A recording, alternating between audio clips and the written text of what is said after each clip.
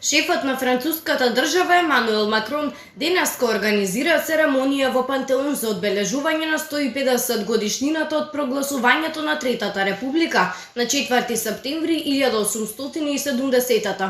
Пред 150 години Леон Гамбета ја прогласи републиката, односно трета поред од градското собрание на Париз 2 дена по поразот на Наполеон III кај Седан.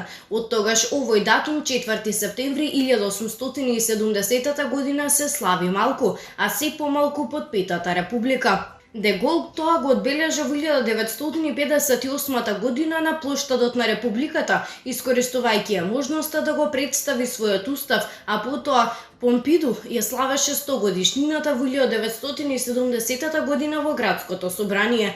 За 150 годишнината од основање на Републиката, Емануел Макрон го избра Пантеон, каде ќе се одржи борбен говор за да ги брани републичките вредности пред да председава со церемонијата за натурализација на 5 лица.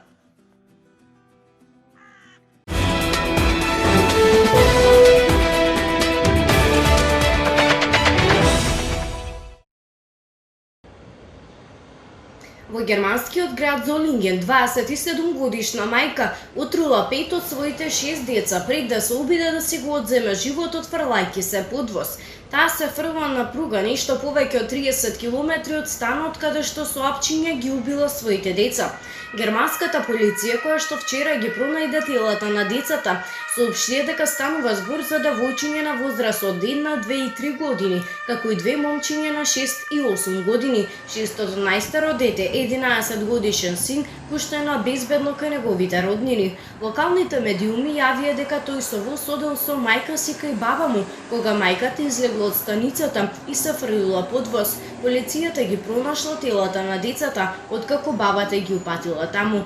За сега не е познато дали преживеаниот син бил сведок на настаните во станот. Портпаролот на полицијата изјави дека станува збор за трагична ситуација и додаде дека мајката се уште не е во можност да биде испрашувана.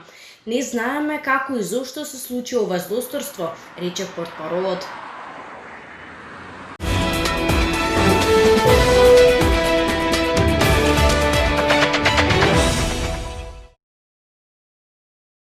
Еден од најголемите европски бордели банкротираше, а причина се мерките кои што беа воведени поради пандемијата на коронавирусот, јави BBC.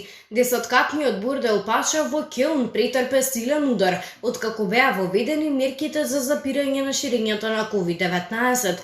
Проституцијата е забраната во германската држава Северна Рајна по прогласувањето на пандемијата, оставајќи без работа околу 120 проститутки и 60 членови на персоналот, вклучувајќи готвачи и фризери. Директорот на борделот ги критикуваше германските власти дека не дале прецизен рок кога работата би можела да продолжи. Официјални лица на секој 2 недели му велеле дека тој се уште не може да добие работна дозвола.